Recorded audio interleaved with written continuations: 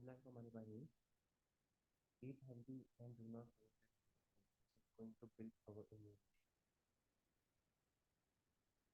Today the topic of our presentation is adverse effect following immunization and health advice to travel. And I give presentation by Professor Dr. Saira Afzal. The learning outline of today's presentation are introduction to adverse effects following immunization, types of EP-related mass vaccination campaign, health advice to travel, recent MCQ updates, and MCQs at the end. By the end of the presentation, participants will be able to describe about adverse events during immunization and health advice to travelers. Now, what is an adverse effect following immunization? It is any untoward medical occurrence which follows immunization and which does not necessarily have a causal relationship with the usage of the vaccine.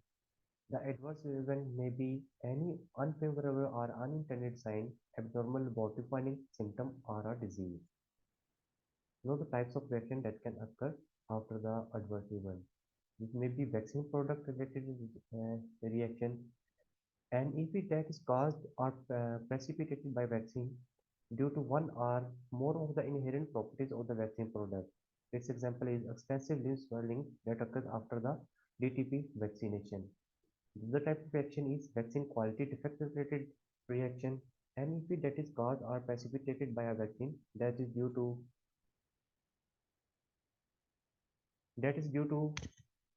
one or more quality defects of the vaccine product, including its administration device as provided by the manufacturer. Its example is failure by manufacturer to completely inactivate a lot of inactivated polio vaccine leads to cases of paralytic polio.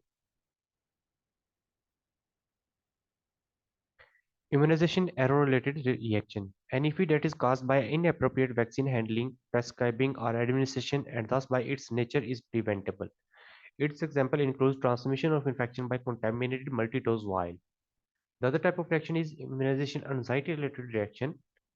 The adverse events that occurs from anxiety about the immunization. Its example is vasovagal syncope in an adolescent during immunization. And the last type is coincidental event. The adverse event that is caused by something other than the vaccine product, immunization error, or immunization anxiety.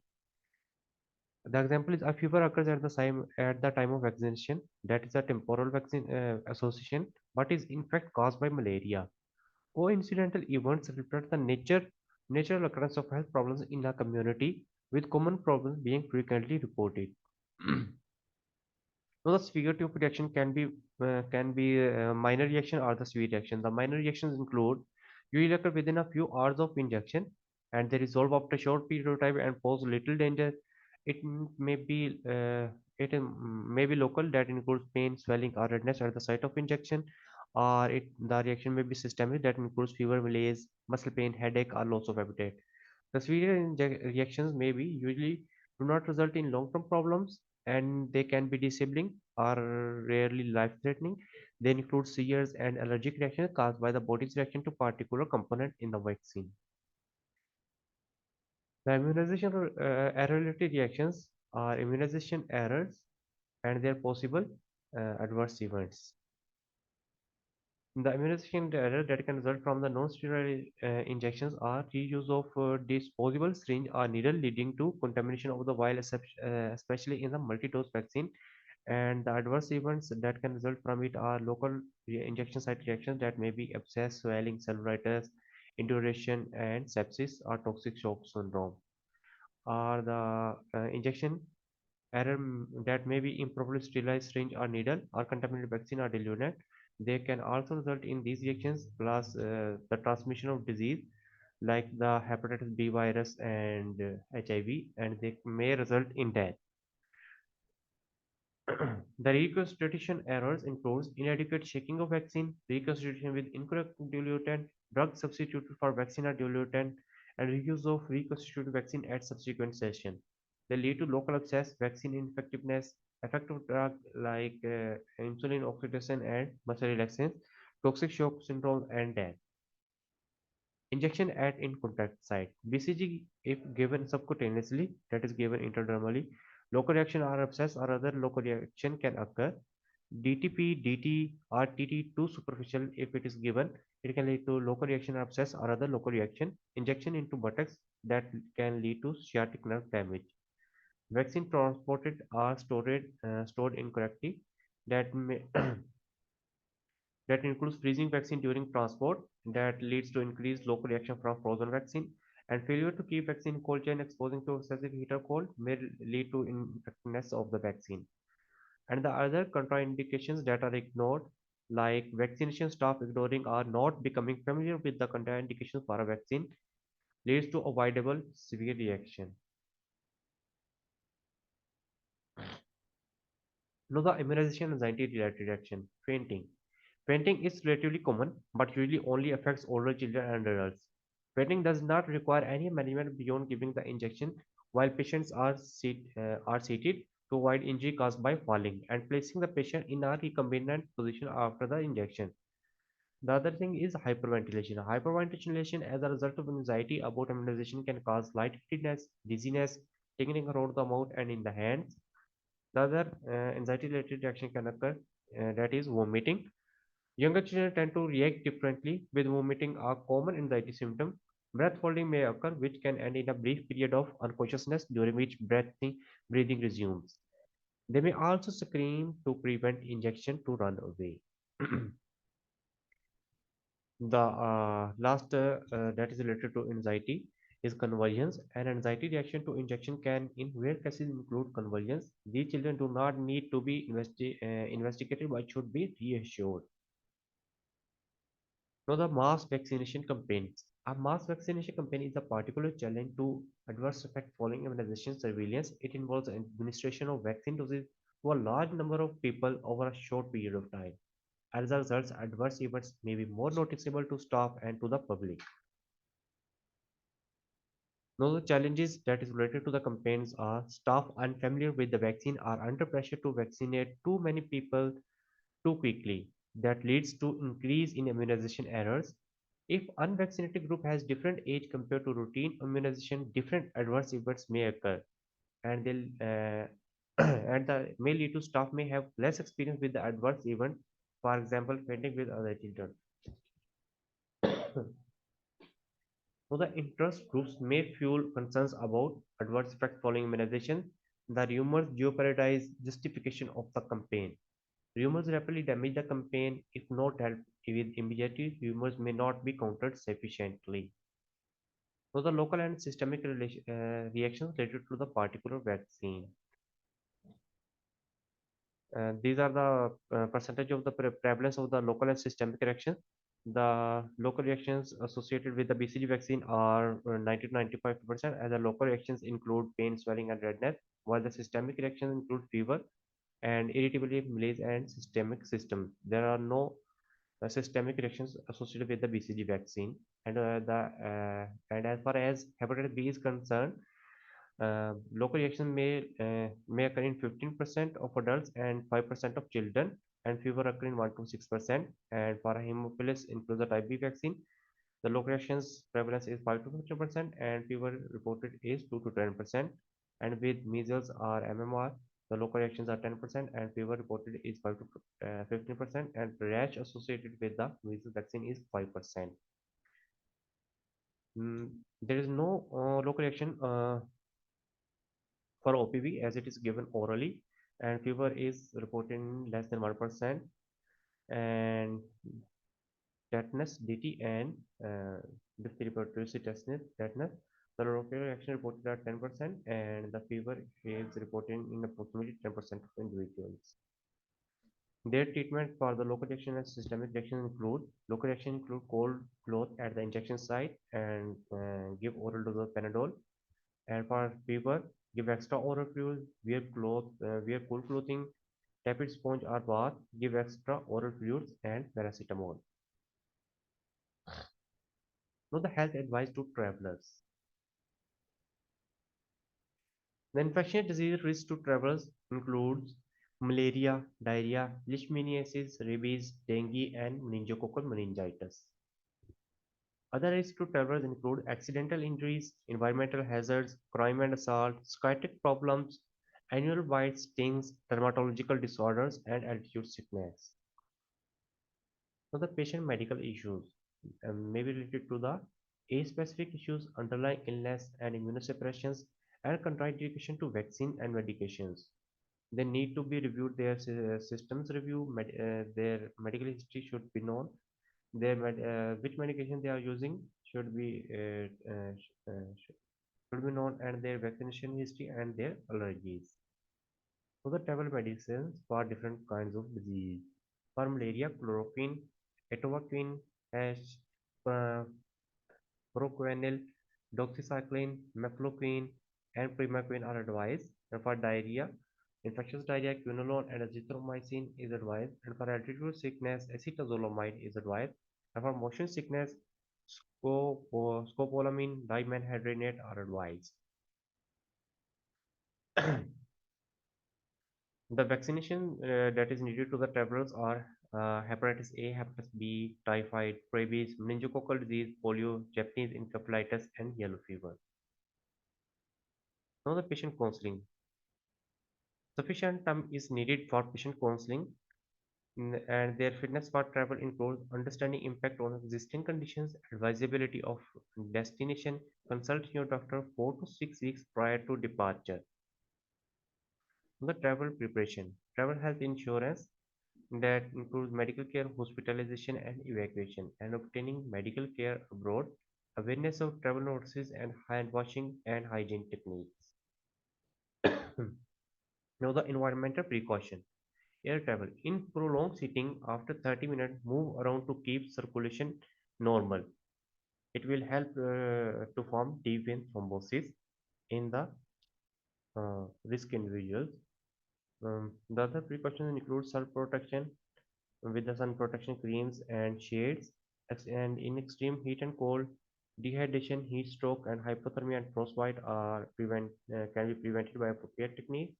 Altitude sickness can be prevented by staying uh, at lower altitude, and water education that includes drowning, boating, and diving accidents, risk of schistosomiasis, leptospirosis, biological and chemical contamination. Food hygiene precaution. The traveler should use only boiled bottled water. Their selection of foods will be well cooked and hot, and they should avoid from salads, raw vegetables, unpasteurized dairy products, street vendors, and ice products from the vendors. Now the vector precaution that help us to stay away from the mosquitoes and the insects. The traveler should have to cover their exposed skin.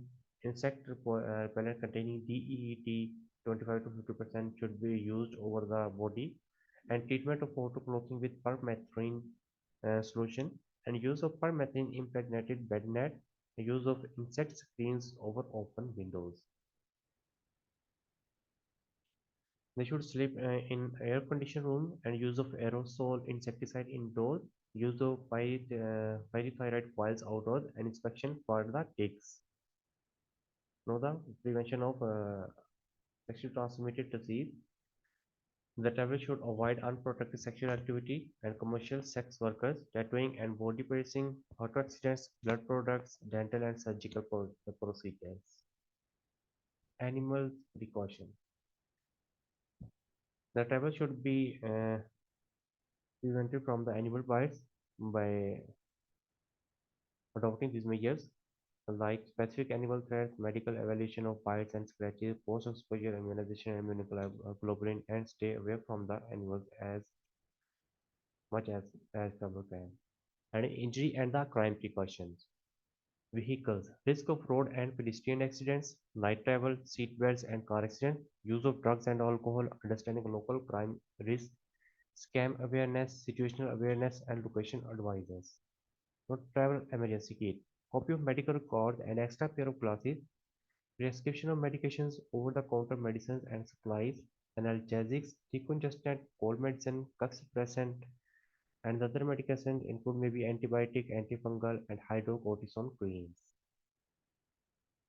Pepto-Bismol tablets and antacids, band-aids, gauze bandages, tape, and ace wraps, insect repellent, sunscreen, lip balm, tweezers, scissors, and thermometer. The post-travel includes post-travel checkup that includes long-term that is for long-term travels, adventure travels, and expertise in developing world. And post-travel care includes fever, chills, sweats, position, diarrhea, and weight loss. Now the recent updates. The first article in the recent update is adverse events following mass immunization with typhoid conjugate vaccine at Hyderabad, Pakistan. This article got published in 2020.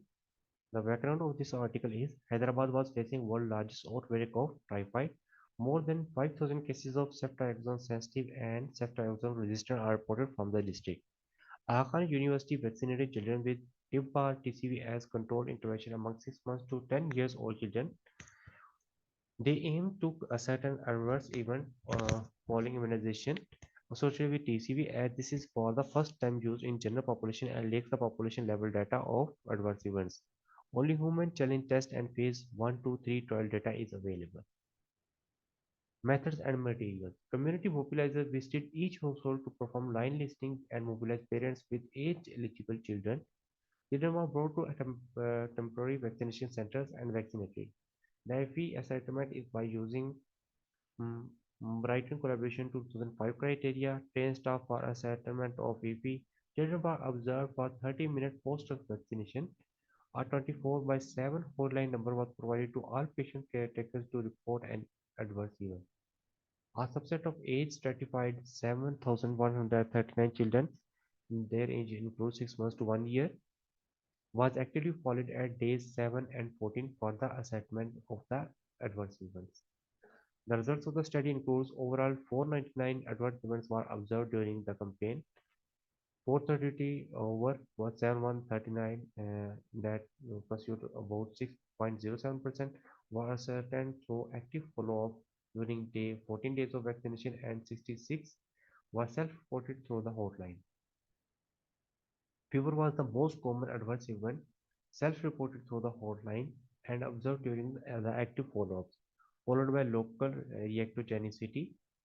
About half of total adverse events were fever, followed by local reactogenicity. AFE was significantly higher among children ages 6 to 12 months, and then it slowly decreases with an increasing age, and no serious adverse events was observed. The conclusion is administration of a single dose of tip bar TCV among children aged 6 months to 10 years old during an outbreak setting of Hyderabad, Pakistan was safe. No serious adverse event was observed among the vaccine, and fever is the most common adverse event, especially among young children. The other article is acute adverse events following immunization with DTP, hepatitis B, hemophilia influenza type B, pentavalent vaccine in the first year of life. Background: since November 2014, pentavalent vaccine has been integrated into the Iranian national vaccination program. The pivotal study is they conducted a prospective study in Zahedan in southeast of Islamic Republic of Iran to determine the incidence of adverse events following immunization with the pentavalent vaccine in children aged under 1 year. The methodology is using cluster sampling 1,190 children aged 2 to 10 months at public health clinics were invited through their parents to participate in the study. The parents were trained to register and report any adverse events in a questionnaire. They were instructed to return the child to the clinic for further examination by a physician if they observed any complications within the 3 days of vaccination. The result of the study is that the most commonly reported adverse event was fever, mild and severe injection site complications, persistent crying for 3 hours or more, hypotonic, hyporesponsive episode, vomiting, diarrhea, and sterile abscess. There were no cases of convulsion, purulent abscess, or rash. The work experience of vaccinations showed a significant statistical association with the incidence of mild local complications at injection site. Those with a history of BCG pneumococcal had a higher risk of severe local complications at the injection site. The conclusion is that the observed incidence of serious adverse events following pentavalent vaccine injection in the study population was within the expected range. However, some of the relationships observed in the study merit further research. Now, the yellow fever vaccination. Yellow fever is prevented by an extremely effective vaccine which is safe and affordable. A single dose of yellow fever vaccine is sufficient to grant sustained immunity and lifelong protection against yellow fever disease. A booster dose of vaccine is not needed. The vaccine provides effective immunity within 10 days for 80 to 100% of people vaccinated and within 30 days for more than 99% of people vaccinated. This is the map of the world that shows the yellow fever endemic countries. Know the time for the MCQs. First MCQ is 1 year child having routine vaccination and same day he having fever due to gastroenteritis and his mother laid the problem with the vaccination. What is the type of reaction? Whether it is vaccine related product reaction, vaccine quality related reaction, immunization error due to handling, coincidental event, immunization error related reaction. Which type of reaction is that? D. Yes, it is a coincidental event as the fever arises due to the gastroenteritis, not due to the vaccine. Second MCQ is in XYZ area, cases of palliative polio is reported. During investigation, there is defect of manufacture and vaccine is not completely inactivated. What is the type of reaction? Whether vaccine quality related reaction, vaccine product related reaction, immunization error related reaction, coincidental event, and immunization error related reaction. A. Yes, A is the correct option as this is the defect of the manufacturer. Third MCQ is 1 year old child having routine vaccination of DPT and there is a stress swelling or limb due to vaccination. What is the type of reaction? Vaccine quality related reaction, vaccine product related reaction, immunization error related reaction, coincidental event, immunization error related reaction.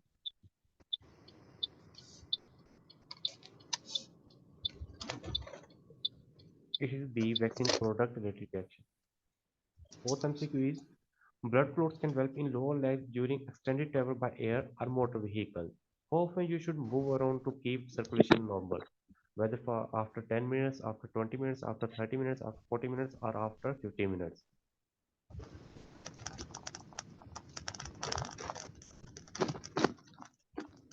The correct option is C, 30 minutes. It is advised that if you are traveling by air and it is a long flight, you have to move around after the 30 minutes and it will have to keep your circulation normal and prevent it from the developing of the deep vein thrombosis. Fifth MCQ is for further dose of the same vaccine should not be given if the patient develops pain, swelling, or redness at the site, irritability, headache, anaphylactic reactions are temperature above 37.5 degrees centigrade. T. D is the correct option, anaphylactic reactions. If someone develops anaphylactic reactions after first dose of the vaccine, it should not be repeated the second dose. That is the most severe reaction that occurs after the and it is a life-threatening reaction. This MCQ is international travel may require prophylactic medicines and vaccines. How long before departure should you see your doctor? Whether before 4 to 6 weeks, 10 to 12 days, 5 to 10 days, 3 to 10 days, or 1 day. D. Yes, D is the correct. No, alpha 4 to 6 weeks is the correct option.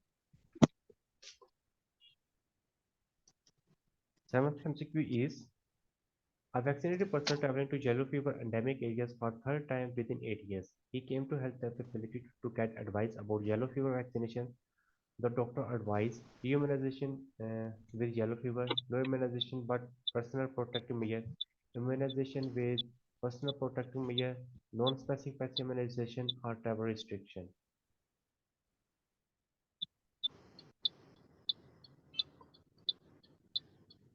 B is the correct option, no immunization but personal protective measure. As once the person got vaccinated with the for yellow fever, he will get immune for the rest of his whole life. So he do not need any booster dose or any other dose of yellow fever vaccine. Eighth MCQ is Pakistan and many other countries required valid international certificate of vaccination against yellow fever. The duration of validity of this certificate is whether 2 years, 4 years, 10 years, 15 years, or lifelong immunity.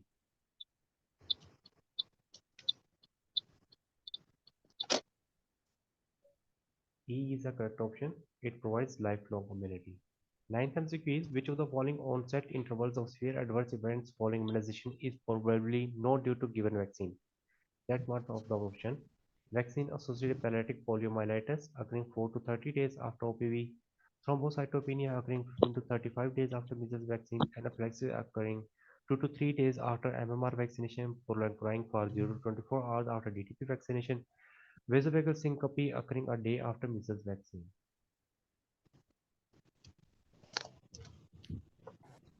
E. B is the correct option. Thrombocytopenia occurring 15 to 35 days after measles vaccine. Last MCQ is which of the following adverse events following immunization would be classified as a severe reaction? Select one. Vomiting 5 minutes after receiving a BCG vaccine, fainting 5 minutes after receiving a DTP vaccine, anaphylaxis 5 minutes after receiving an influenza vaccination, loss of appetite 4 days after BCG vaccine, or localized swelling after MR vaccine. B. C is the correct option. Anaphylaxis is the most life-threatening situation, and so it is the correct option. This is the key of the MCQs.